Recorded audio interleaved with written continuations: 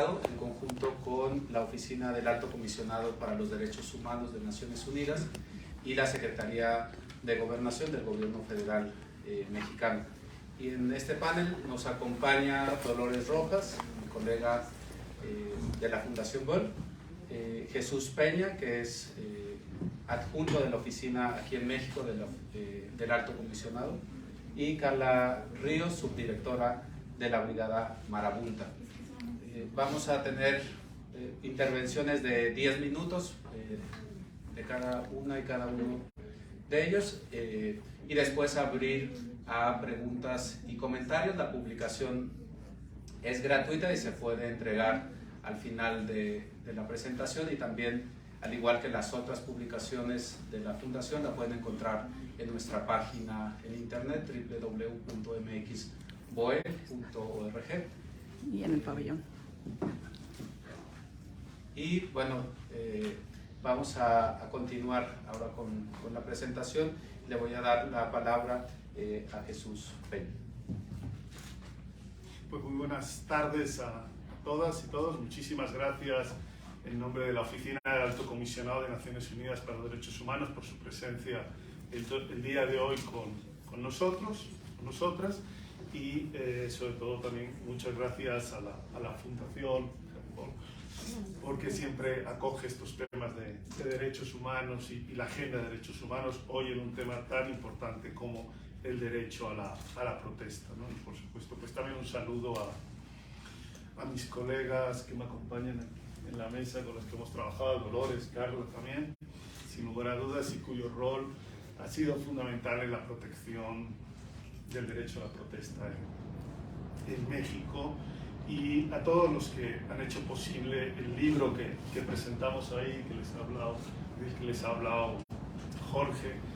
Han sido muchas las personas que han estado interviniendo, tanto de la Fundación como el propio Jorge, Dolores, pero también gente que no está hoy aquí con nosotros como Jenny o David, y también obviamente a las ilustradoras. Yo creo que si no se pierde, pero yo creo que siempre me parece importante en un libro también hacer referencia, en este caso, a Marilia y a Natalia, que fueron las que hicieron los gráficos que están.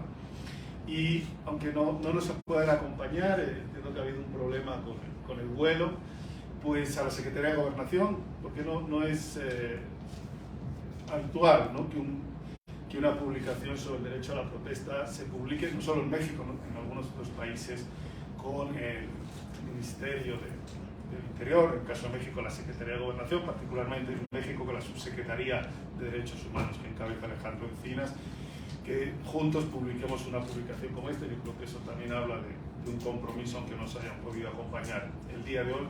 Y por supuesto también pues a mis colegas de la Oficina del Alto Comisionado que han hecho posible el libro. Aquí está Tania, Sandra, pero bueno, ahí Ricardo, en fin, Marion, Gaia, en fin, diferentes personas que hicieron posible esta publicación, que para la Oficina en México del Alto Comisionado de Naciones Unidas es muy importante la publicación por dos cosas. Uno, porque cierra todo un esfuerzo del equipo de sintetizar acá en este libro al que van a poder tener acceso lo que son los principales estándares internacionales que regulan, que protegen el derecho a la protesta y que queremos que estén accesibles, por eso también que es gratuito, pues para las personas defensoras de derechos humanos, para los periodistas, para las autoridades, es clave, ahora hablaré de eso, y en general para cualquier ciudadano y ciudadana que esté interesado en el tema.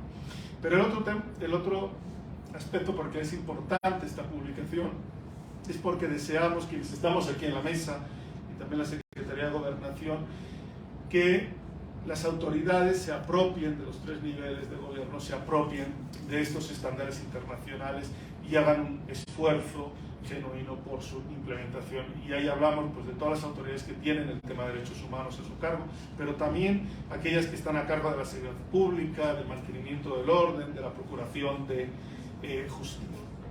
Importante decir y mencionar que el libro no solo es quienes estamos aquí presentes, también, además de la Secretaría de Gobernación que mencioné, tiene los aportes de 3 relatorías de Naciones Unidas.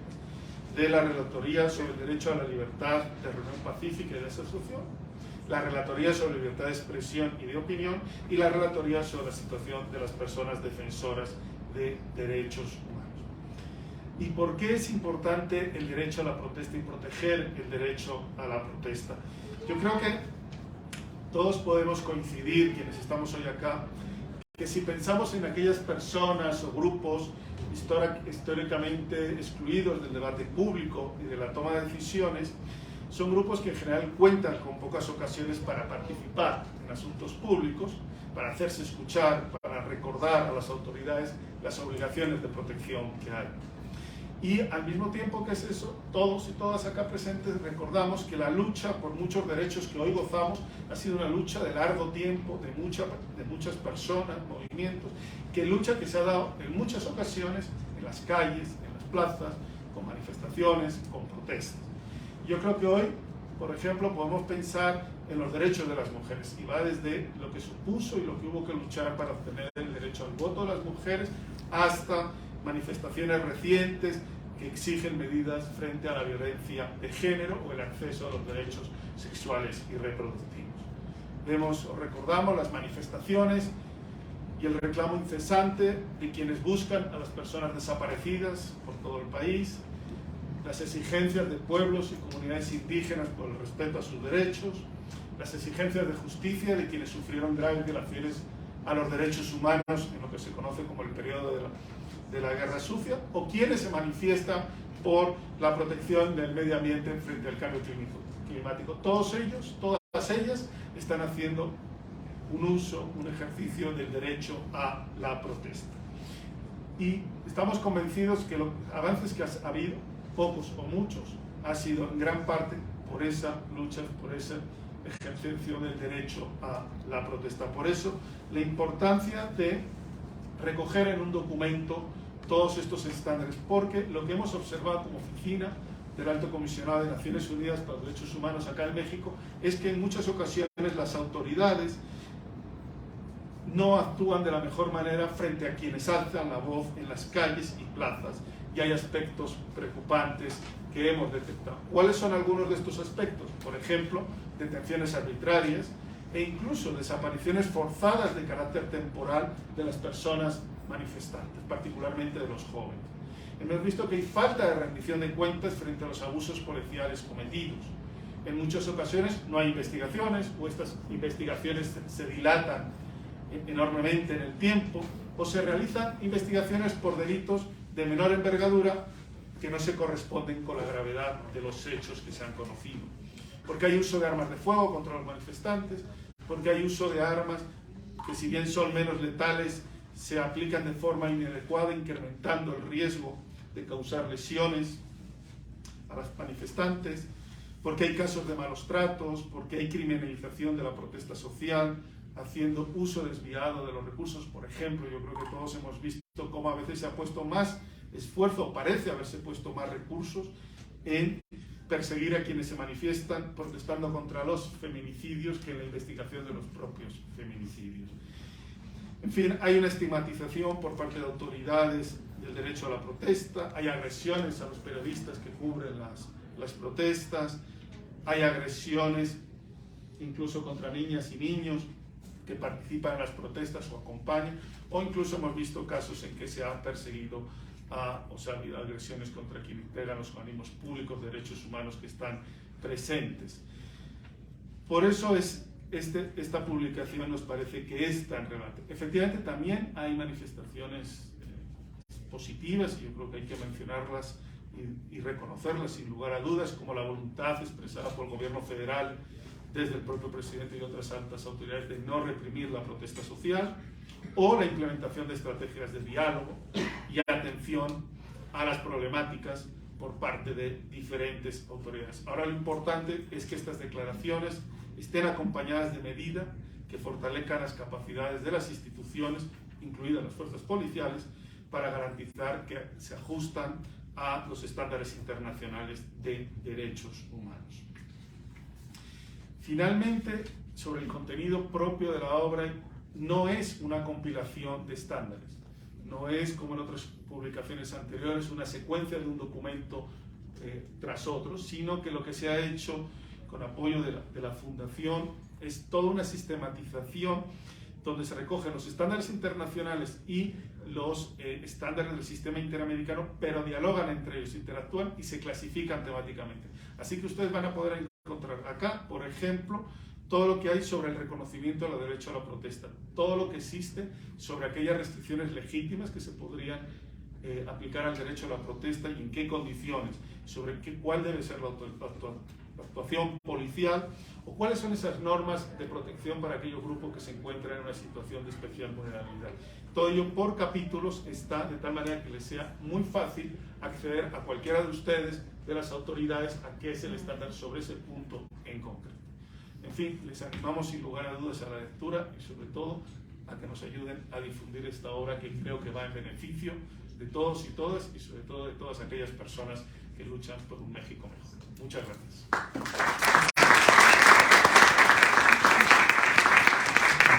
Muchas gracias, Jesús. Y bueno, sí, señalar que por cuestiones de retraso en los vuelos, que sabemos que es algo ya muy cotidiano, no nos pueden acompañar ahora personal de la Subsecretaría de Derechos Humanos, Población e Inmigración de la Secretaría de Gobernación, pero bueno, esperamos que al igual que la colaboración que se hizo para esta publicación en otros espacios, sobre todo con los operadores del sistema, nos ayude la Secretaría de Gobernación a que esta publicación llegue principalmente, como lo decía Jesús, a quien debe de respetar este derecho, que pues como sabemos la protesta es la que nos ha permitido tener los derechos que hoy tenemos, y justo pues el reto es que los operadores del sistema en los diferentes niveles y órdenes de gobierno puedan respetar este derecho que es sumamente importante. Y bueno, ahora le daré la palabra a Dolores Rojas, también por 10 minutos. Gracias, buenos días. Soy coordinadora del eje de medio ambiente de la Fundación Heinrich Böll y bueno, primero para quienes no sepan quién es la Fundación Heinrich Böll, es una fundación alemana que tiene más de 15 años en México y que su misión, digamos, es promover la democracia. Y lo hacemos, digamos, aterrizando en la colaboración, sobre todo con sociedad civil, pero también con otras instancias, como en este caso con la Secretaría de Gobernación y con la Oficina del Alto Comisionado, en los temas de medio ambiente, sustentabilidad, transformación socioecológica y con el tema de derechos humanos y democracia, ciudadanía, ¿no? Son como dos ejes en donde aterrizamos estas colaboraciones. Pero justo esta colaboración nos junta a los dos ejes porque resulta que en ambos, tanto en la defensa de la participación, de la democracia, de los derechos humanos, como en la defensa del medio ambiente, que se ha vuelto la defensa del territorio, pues hay protestas, ¿no? Hay manifestación de comunidades, de grupos de personas que por alguna causa no están de acuerdo con alguna política, alguna medida, algún programa y externan su desacuerdo con protestando de distintas maneras. Y ahí nos parece justo muy relevante, y por eso también participamos en esta colaboración, que estos estándares sí que cobijan el derecho a la protesta, pero que entendemos en esa legítima protesta que el derecho no es que tengan permiso a protestar, sino que eso tiene, lo que hacen estos estándares es que obligan a las autoridades a respetar esas protestas, ¿no? Y a escuchar. Eso sería lo más, ¿cómo decir? Pues lo mejor de escuchar las protestas es qué se puede hacer justamente para dar solución, para dialogar, para acordar sobre las causas que están generando esas protestas. Entonces, a mí me gustaría mucho que parte de esta visión es cómo no es que tienen derecho a protestar, cómo es que que no se vea como el permiso a protestar, sino la obligación del respeto y de la escucha, ¿no? Entonces, creo que ahí hay un trabajo que hacer justo no solo en la distribución y en el que se conozca, sino en que se tenga este enfoque para justo que haya menos protesta, en la medida que se abren más diálogos, más intercambios y se construyen acuerdos, pues evidentemente las protestas o la magnitud o qué sé yo, pues va cambiando de tono, de volumen, de cantidad, etcétera, ¿no? Entonces, ese es un punto. Y bueno, en este asunto de la protesta y los derechos, en lo que tiene que ver con medio ambiente, que es lo que a mí más me ocupa en el trabajo, es justamente que hay derechos colectivos también, y entonces en estas colectividades también no solo es el derecho individual de la señora, el señor, el joven que protesta por sí, sino cómo es que se van construyendo también intereses colectivos que tienen que ser reconocidos y respetados y defendidos, ¿no? Entonces, normalmente lo que hemos encontrado, o sea, existe el derecho porque existen diversas manifestaciones, diversas necesidades sociales. Y entonces normalmente el derecho va detrás de esas manifestaciones o de esas necesidades. Primero nace la necesidad y después nace la norma que va conduciendo, va dándole cauces institucionales a esa necesidad. Y por eso es que a veces resulta que las leyes como que nos quedan chicas, ¿no? Porque obviamente van detrás de los avances que va teniendo la sociedad, y siempre hay grupos sociales que van con más iniciativa, con propuesta, con experiencias, que van avanzando y van haciendo progresivos justamente los derechos, pues por esas manifestaciones, por esas protestas, por esas necesidades expresadas y puestas ahí sobre la mesa, ¿no? Y bueno, a mí me gustaría justo, yo creo que ahorita tenemos la posibilidad de 2 ejemplos así de protesta y de cómo de repente queda chica y cómo de repente el diálogo pudiera ser un canal para desarticular la protesta y convertirla en propuesta, ¿no? Y en modos de resolver conflictos. Y uno es el de aquí en Jalisco, los 3 pueblos que se movilizaron porque se resistían a ser inundados, que son Temacapulín, Acacico y Palmarejo, ¿no? Donde durante, no sé, 15, 17 años han estado resistiendo y ahora lograron un acuerdo de que sí, ok, se hace la presa, pero de tal manera que sí haya agua que pueda usar para a lo mejor llegar a otros puntos más allá de esas 3 poblaciones, aquí mismo en Jalisco, pero no para extraerles su agua, inundarlos y desaparecerlos para que haya industria en León, Guanajuato, ¿no? Entonces, ahí fue un claro ejemplo de mucha resistencia, de muchos años, que finalmente llegó a un acuerdo y que, bueno, está justo aquí en Jalisco. Y el día de ayer, justamente en Xochimilco, en la Ciudad de México, un área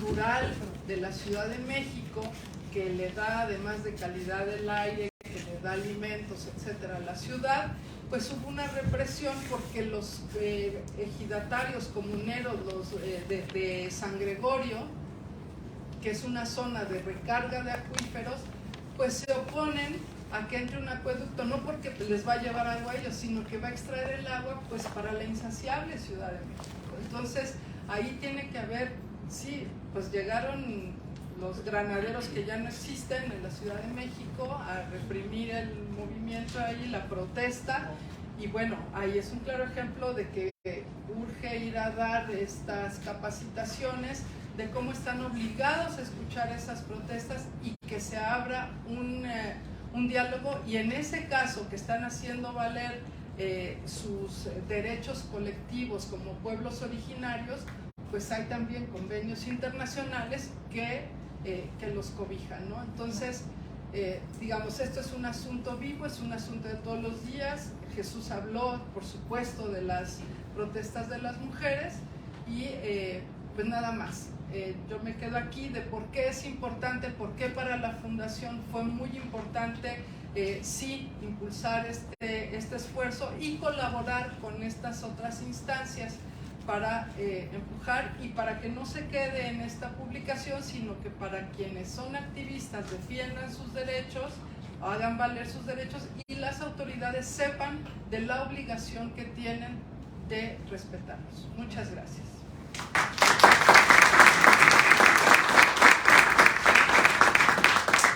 Muchas gracias, Dolores. Justo hablando de manifestaciones, recordar que el día de ayer madres de víctimas de feminicidio se manifestaron aquí a las afueras de la FIL para pedir el apoyo no solo de la ciudadanía, sino también de escritores, artistas, para ayudarles a que resonara la demanda de las madres de estas mujeres que han sido asesinadas en el país. Y era muy interesante, pusieron siluetas en las vallas que están afuera, y una de las, digamos, demandas que tenían las madres era que la gente pasaba y no las veía, y era cómo se ha ido normalizando el horror de este tipo de crímenes en el país, y creo que también está como esta otra cara, que es la parte de la sociedad, no solo la represión que hace el Estado, sino también como la tolerancia y la indiferencia, y cómo se acostumbran las sociedades a ver los horrores sociales. Y ahora le voy a dar la palabra a Carla Ríos, que justo cuando Dolores hablaba de la capacitación, ella igual nos puede dar ejemplos de cómo en la Ciudad de México existía o existe todavía un protocolo para el tema de las manifestaciones, y creo que vale la pena recordar como este tipo de ejemplos de esfuerzos que desde la sociedad civil se ha realizado, pero que al final con cambio de personal, de gobierno, se abandonan estos esfuerzos, y aunque discursivamente ahora el gobierno de la Ciudad de México dice que no existen los granaderos, pero existe un cuerpo de policía parecido, solo que no se llaman granaderos.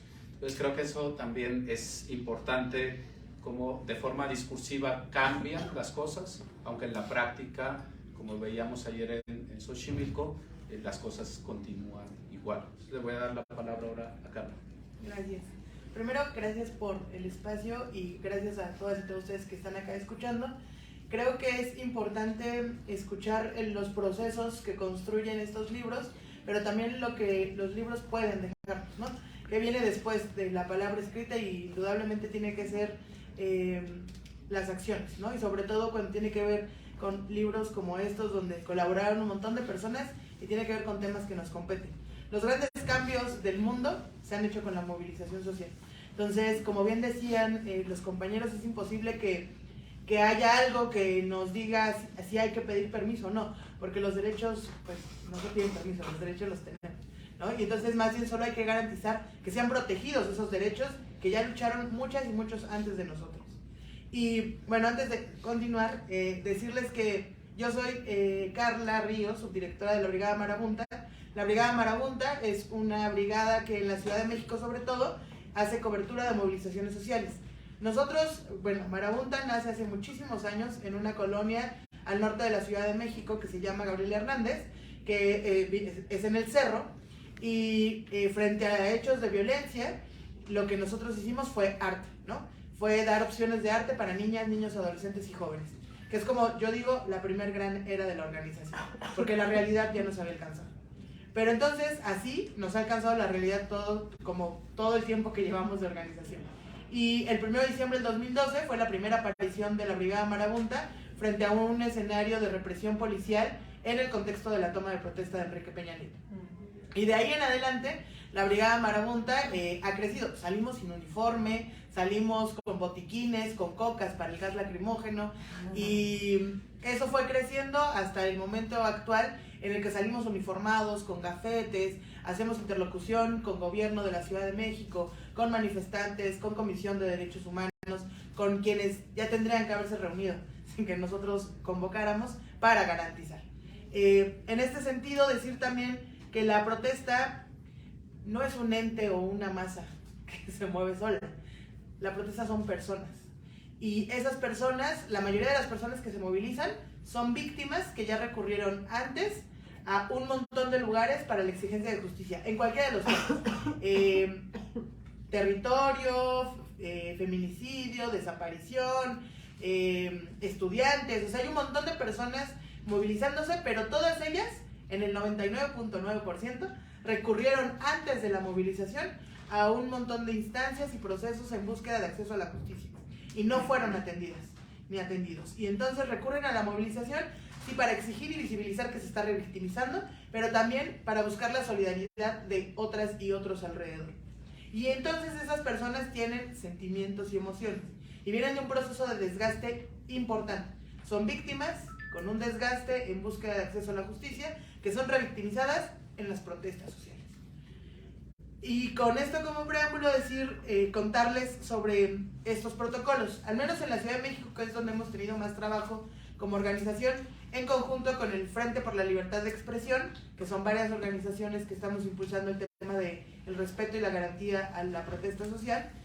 Después del 2012 hasta el 2014-15 hubo una serie de movilizaciones en la Ciudad de México de mucha represión. La Ciudad de México tiene alrededor de 15 que llamaba contención de multitudes, que era aplicable para movilizaciones sociales, partidos de fútbol y peregrinaciones. Y era con el que actuaban granaderos y otros policías, ¿no? Y quedaba un margen amplio de varias cosas, pero además no era muy claro con qué era la movilización y cuál era el lugar que tenían que ocupar las instituciones. Entonces, desde el 2015 a 2016, que salen recomendaciones de la Comisión de Comisión de Derechos Humanos de la Ciudad de México, se trabaja alrededor de 3 años en cambiar ese protocolo, empezando por el nombre, que ya no se llamara de contención de multitudes, sino protección de personas en contextos de movilizaciones sociales. Enorme, ¿no? Pero al menos era desde ahí dejar claro que la labor que tenían las instituciones era proteger, no contener, no agredir, no otra cosa, era proteger a quienes se manifestaban. Y este trabajo se hizo en conjunto con el gobierno de la Ciudad de México, Comisión de Derechos Humanos, organizaciones, hubo asesoría incluso de la Cruz Roja. O sea, fue un protocolo que se trabajó enormemente. Fueron 2 años de arduo trabajo y entonces cuando sale hay cambio de gobierno. Y ante ese cambio de gobierno, el nuevo gobierno nos dice, pues sí, muy bonito su protocolo, pero vamos a ver, porque qué tal que no lo hizo bien el gobierno pasado, sin confiar en el trabajo de las organizaciones. Y entonces se sacó como 5 protocolos más en la Ciudad de México que si hubiéramos hecho caso a este protocolo no hubiera necesidad, ¿no? O al menos se hubiera practicado este protocolo.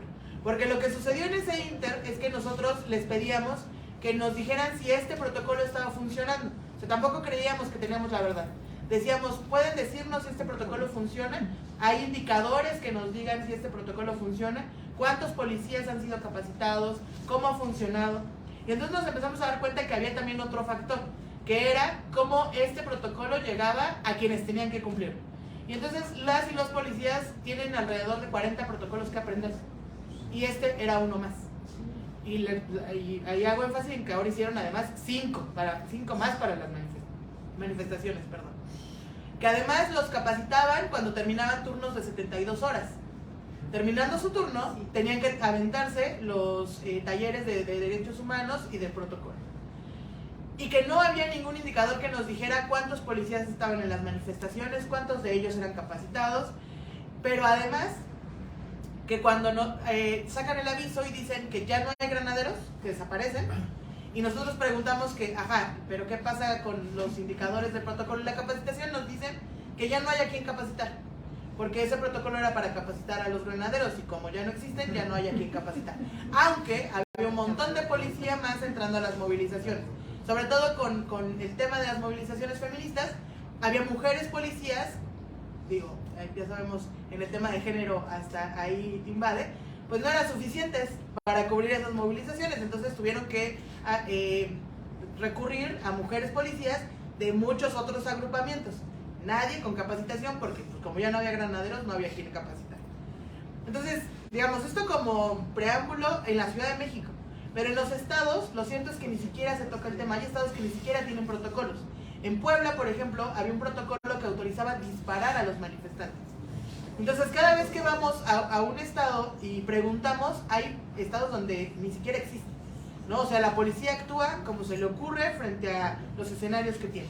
Y claro, nunca con una perspectiva de protección a quienes están manifestando, sino se les tacha como el enemigo común, que es algo que ha sucedido mucho con las manifestaciones feministas. Se tachan todas iguales, aunque las manifestaciones son diversas, aunque en una misma convocatoria hay grupos diversos, todas son peligrosas, todas hay que atenderlas igual, y no se tiene esta perspectiva humanitaria. Entonces, digo, con eso, que es una realidad que se vive todos los días y que en los estados empeora, este libro es sumamente importante porque nos habla de estándares internacionales que se deberían de cumplir. Este protocolo que les digo de la Ciudad de México tiene estos estándares internacionales. Pero lo cierto es que ahora tenemos un reto. ¿Cómo pasamos del libro a la práctica? ¿Cómo pasamos de la voluntad al cumplimiento? ¿Cómo pasamos de estadísticas a canales de verificación de que las y los policías, quienes están en las instituciones, cumplen estos estándares internacionales? Pero sobre todo, ¿cómo garantizamos que hay una perspectiva humanitaria en todo esto? Porque vuelvo al inicio, quienes se manifiestan ahí son personas con emociones, sentimientos que han sido revictimizadas, que están en la búsqueda de acceso a la justicia. Y entonces, si se nos olvida eso y solo atendemos como un curita la movilización social, sin atender las causas que hacen que las personas se movilicen, no garantizamos nada. Es decir, esta es la última capa. La movilización social es la última capa de la realidad que se está viviendo. Si nos vamos solo a la movilización social y no garantizamos seguridad para las mujeres, si nos vamos a la movilización social y no garantizamos el respeto a las comunidades indígenas, si nos vamos a la movilización social y no las garantías a los estudiantes, pues seguimos atendiendo con un curita que va a reventar ante la realidad que tenemos. Hay que atender las causas que hacen que la gente se movilice. Y después de eso, entonces sí, garantizar la movilización social. Se está haciendo al revés. Esperemos que funcione, pero es importante no perder de vista que quienes se movilizan tienen una razón por movilizarse. Que no todas las movilizaciones son iguales, que no todas las formas de movilizarse son iguales y que frente a esto no todos pueden ser atendidos iguales. Pero sí, todas y todos tienen que ser atendidos. Gracias.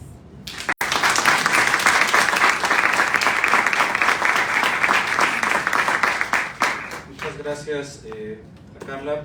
Creo que ha tocado un punto muy importante, que es justo lo que hay atrás de la movilización, que son personas con causas, y como lo señala, que han recurrido a muchas instituciones, han tocado muchas puertas del Estado y el Estado se las ha cerrado. Y no ha quedado, como dice Carla, más que salir a la calle. Y a veces uno cuando va y lleva prisa y de pronto hay mucho tráfico y dice, es que hay una manifestación, y nos desesperamos y se les grita mucho a los manifestantes eso, vayan al gobierno, y eso, no nos ponemos a pensar que no necesitan nuestra recomendación de ir a denunciar o ir al gobierno porque ya lo hicieron, y más bien están en las calles porque no se les ha atendido. Y creo que otra vez ese es un reto que como sociedad también tenemos que afrontar, cómo desde los diferentes espacios logramos contribuir a que se solucionen las causas que originan estas manifestaciones. Bueno, dicho eso, vamos a abrir una pequeña, muy pequeña sesión de preguntas. Tenemos el tiempo, como saben, muy limitado. Entonces vamos a recoger unas 3-4 preguntas y pues que las puedan contestar. Entonces, si hay preguntas, aquí tenemos una. ¿Ya, Miguel? Sí. Tiempo apremio. Bien, uno de los... Ya está. Sí. Bien. Uno de los, a veces, círculos viciosos que enfrentamos los que nos dedicamos pues a la defensa de los derechos, sin sueldo, todo el tiempo, ¿sí? Y sin revisar que a la par de lo que se desarrolla por los organismos sociales, no tenemos vinculación para generar ciertas políticas públicas o seguimiento, y no se aprovechan, ¿sí?, los liderazgos naturales, porque ese círculo vicioso es de que el que comete el delito pues es autoridad, pero luego cambia a otro estrato, a otro nivel, y sigue ese círculo sin atenderse.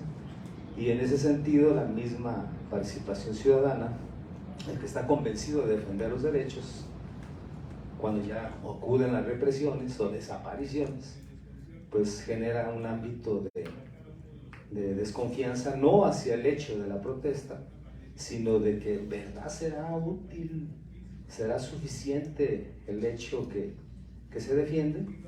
Y considero que ahí es una circunstancia de trabajarse, porque quien legisla pues es gobierno, quien propone, quien vota y quien conduce de manera mayoritaria pues son los partidos políticos, ¿sí? Sus intereses. Entonces creo que hay una desvinculación de la sociedad organizada, de la academia, de los defensores de órganos pues nacionales o internacionales, y debe de establecerse una agenda y aprovechar los medios digitales para generar la información y que nos llegue a través de cápsulas.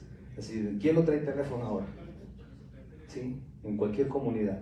Entonces debe de haber una campaña de ese tipo para comenzar a informar, formar y luego proponer.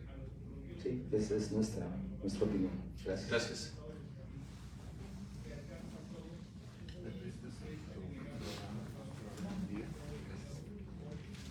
Buenas tardes. Yo solamente quería preguntar si existe algún tipo de protocolo de defensa para la protesta cuando no es el gobierno el represor. En México tenemos, pues como sabemos, las concesiones mineras, que es un problema gravísimo en cuestiones de áreas naturales protegidas, y que pues cada vez el destino nos está alcanzando en cuestiones del agua, que creo que es algo que ya no se va, bueno, que ahorita vemos en comunidades rurales, pero se va moviendo cada vez más a la zona urbana, y que muchas veces los intereses que defienden estas zonas protegidas o minerales como el agua ya son particulares como las mineras, que además de tener ellos cuerpos de seguridad han acudido o buscado al crimen organizado para reprimir a la gente que quiere protestar o que quiere crear conciencia al respecto. Entiendo la protección de la defensa de manera legal por medio del derecho cuando se habla del Estado, pero si existe algún protocolo para defender a los que protestan y son asediados, acosados por el crimen organizado. Gracias. ¿Alguien más? Con eso cerraríamos las preguntas. ¿No? ¿Sí o no? Sí. Sí, no. Buenas tardes. Solo quería ahondar en lo que acaba de decir el joven, y es precisamente cómo regular estos abusos que se dan por personas o movimientos que son pagados, que tienen otros fines, no los que están aparentemente manejándose en esa protesta. Entonces, ¿cómo controlar, cómo detectar estos grupos que realmente manejan intereses creados muy contrarios a lo que es la sociedad y lo que debe de ser una verdadera protesta por algo digno o por algo que realmente se necesite? ¿Cómo controlar, cómo ver, cómo detectar estos grupos? Gracias. Entonces vamos a darle la palabra a Jesús prácticamente para que conteste. Bueno, Pues, gracias Jorge, y luego si queréis, por favor, y después, Dolores, sí. Carla, no solo me pueden complementar, me pueden corregir. Por supuesto, faltaría más. Y bueno, a ver, quizás una primera reacción a la primera de las intervenciones. Sin lugar a dudas que nos falta trabajo de información, por eso también hoy estamos acá y comparto la preocupación de ustedes y quienes estamos en la mesa. Tenemos este compromiso de ver, bueno, ya lo estamos haciendo este ejercicio, pero de difundirlo al máximo, ¿no? Ya si va a ser vía cápsulas u otro, bueno, veremos hasta dónde los recursos nos dan. Hoy por hoy se puede llevar un manual, un libro, pero como decía, no es una sucesión de documentos, está por epígrafes, con lo cual a usted acá, frente a un contexto, le va ya a dar que hay todo lo que existe para que pueda defender su derecho a la protesta, para que usted pueda, frente a una prohibición de una protesta, tener elementos. Diga, desde los estándares internacionales se dice esto y por tanto la actuación de la autoridad tendría que ser otra. En fin, yo creo que eso es una herramienta útil. El libro se puede bajar gratuitamente, en fin, toda la difusión que nos puedan ayudar. Trabajaremos sin lugar a dudas en eso, como con las autoridades, como bien decía Carla, en ese paso de la teoría a la práctica que no es fácil.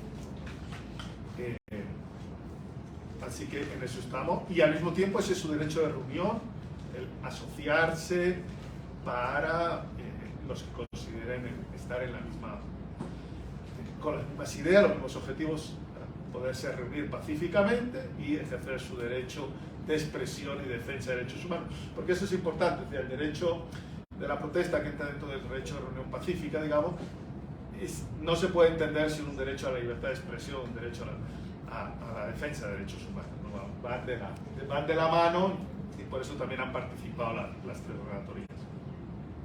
En cuanto a la pregunta que nos planteabas sobre, bueno, yo no puedo decirte que exista el protocolo de defensa frente al crimen, digamos, respondiéndote así. Lo que sí te puedo decir es que hay elementos que son importantes para responder tu pregunta en concreto.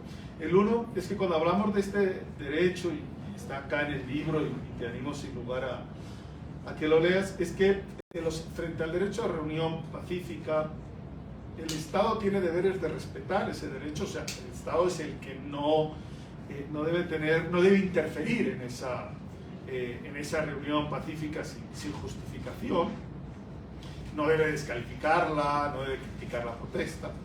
Pero hay un componente que es muy fundamental y que ya Carla lo decía. El Estado también tiene el deber de proteger el derecho a la protesta. Y cuando la protejo, no la protejo solo frente a, digámoslo, la policía, si tú quieres, o el director de no sé qué institución que se opone en cualquier nivel de gobierno o poder, sino que frente a terceros. Y sin lugar a dudas, el Estado está en ese deber de crear ese ambiente propicio para el desarrollo de estas reuniones. Entonces, también, si la zona en la que se va a hacer la manifestación es una zona donde hay elementos, informaciones que indican que pudiera haber una intervención oponiéndose a la protesta, ya sea el crimen organizado, ya sea en un sector privado, en fin, de otro poder, es parte del deber del Estado facilitar, proteger, crear ese ambiente propicio para la protesta. Entonces, sí está regulado lo que mencionas desde la perspectiva de ese derecho a la protesta, que es un derecho individual, pero que se ejerce colectivamente. Además de eso, existe el deber de protección para todas las personas defensoras de derechos humanos, en fin, está el mecanismo nacional de protección de personas defensoras y periodistas, donde hay protocolos específicos de protección frente a los riesgos que las personas pueden enfrentar. Entonces, ese es otro campo, digamos, donde no es específico frente a un actor como tú has puntuado, pero sí frente a los riesgos, y hay que hacer evaluaciones de riesgo que sufren las personas y frente a eso adoptar las medidas oportunas. Por tanto, como también nos decía Carla, no es una respuesta uniforme para todos, sino caso por caso hay que verlo, y caso por caso habría que ver qué medidas se adoptan. Y finalmente, y solo para cerrar, este derecho a la protesta también va unido al derecho a la libertad de expresión, como decía antes. Por tanto, también el Estado tiene que garantizar esas medidas que le permiten a usted, que considera que hay otro actor, poder expresarse libremente, tener acceso a los medios, tener acceso a transmitir esas preocupaciones, violaciones, propuestas